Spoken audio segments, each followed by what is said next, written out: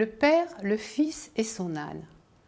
Nasreddin, le fou qui était sage, dit un jour à son fils, alors âgé de 12 ans, « Demain, tu m'accompagneras au marché. » Tôt, le lendemain matin, ils quittèrent ensemble la maison. Nasreddin prit place sur le dos de leur âne, son fils marchant à leur côté.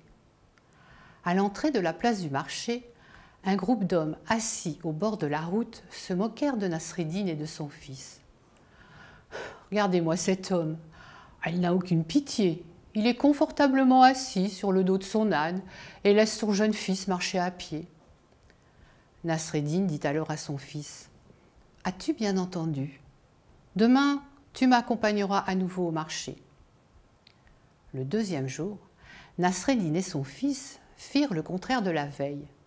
C'est le fils qui monta sur le dos de l'âne et Nasreddin marcha à côté d'eux.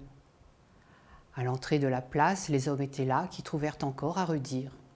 « Regardez cet enfant, il n'a aucune éducation, aucun respect envers ses parents.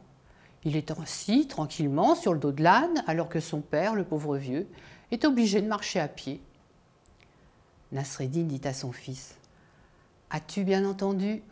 Demain, tu m'accompagneras à nouveau au marché. » Le troisième jour, Nasreddin et son fils sortirent de la maison à pied en tirant l'âne derrière eux. Et c'est ainsi qu'ils arrivèrent au marché. Les mêmes hommes étaient toujours au même endroit et ne manquèrent pas de déverser leur flot de critiques. « Regardez ces deux idiots. Ils ont un âne et ils n'en profitent même pas. Ils marchent à pied, sans savoir que l'âne est fait pour porter des hommes. » Nasreddin dit à son fils, « As-tu bien entendu? Demain, tu m'accompagneras à nouveau au marché. » Le quatrième jour, lorsque Nasreddin et son fils quittèrent la maison pour se rendre au marché, ils étaient tous les deux assis sur le dos de l'âne. À l'entrée du marché, les hommes étaient fidèles à leur poste. « Regardez ces deux-là, ils n'ont aucune pitié pour cette pauvre bête. » Nasreddin dit à son fils, « As-tu bien entendu?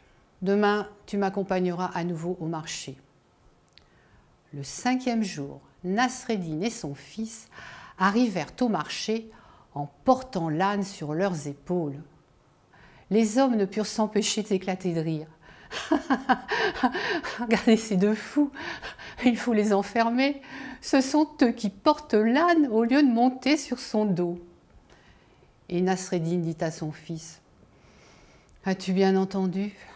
Quoi que tu fasses dans ta vie, les gens trouveront toujours à redire et à critiquer. »